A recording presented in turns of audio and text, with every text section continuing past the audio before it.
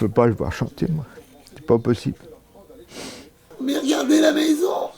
On a pendant 40 ans, on a vécu avec lui. Il est partout. Il vit chez nous. C'est un membre de ma famille que je perds aujourd'hui. Je peux pas dire plus.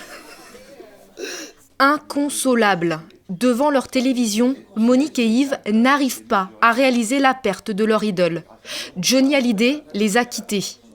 Fans inconditionnels, ils suivent la rockstar depuis près d'un demi-siècle. Des centaines de concerts, des souvenirs à l'appel et surtout, une collection de près de 3000 objets à l'effigie de l'idole des jeunes, glanés au fil des ans.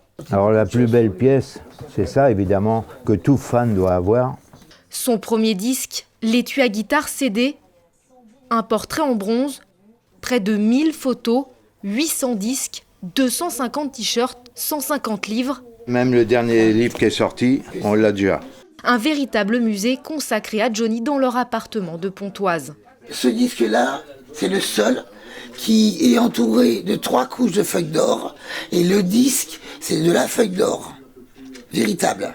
Fan de la première heure, Yves est conquis par le chanteur dès ses débuts dans les années 60. Quand il rencontre Monique, elle tombe sous le charme à son tour en découvrant la rockstar lors de sa tournée Johnny Circus en 1972.